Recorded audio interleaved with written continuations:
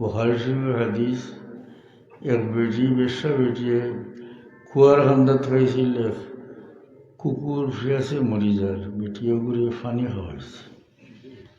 হাদিস শরীফ আছে কিলা খাওয়াইছিল, রশি আছিল না বালতি আছিল না, যে বেটিয়ে উড়না খুলিয়া উড়নার আগার মাঝে জুতা বান্ধিয়া কুয়াত বুড়াইয়া জুতার থরি পানি তুলিয়া বলে খাওয়াইছে। তো এটা সাধারণ একটা ঘটনা।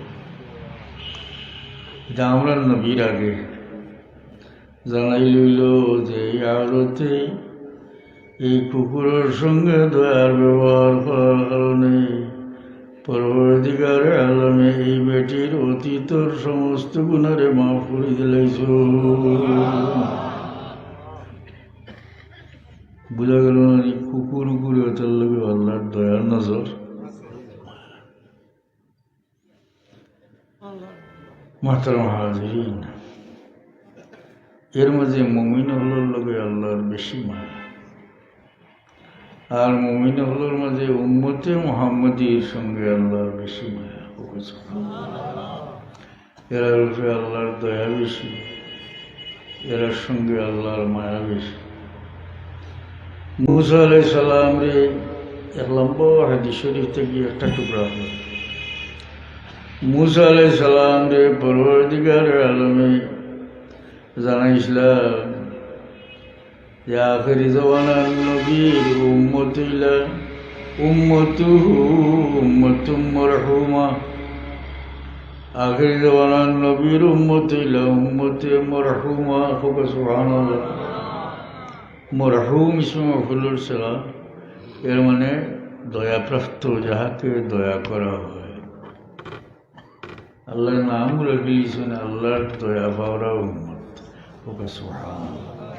নামে বোঝা যায় না নি আল্লাহ এর মায়া বেশি করছেন। উম্মতুহু উম্মতুম। মুসা আলাইহিস সালাম যে আল্লাহ জানান যে এই উম্মত আল্লাযীনা ইয়ারদাউনা মিনাল্লাহি বিল কালিলি মিনার রিজক, এটা আল্লাহর তরফ থেকে সামান্য রিজক পাইলে আল্লাহর উপরে খুশি হয়ে যায়। ওয়ায়ারদাল্লাহু মিনহুম বিল কালিলি মিনাল আমাল। মুসা আলাইহিস সালাম কে আল্লাহ জানান যে আখির জামানার নবীর উম্মতের কম আমলে আল্লাহর উপরে খুশি হয়ে যায়, থোড়া আমলে আল্লাহ খুশি।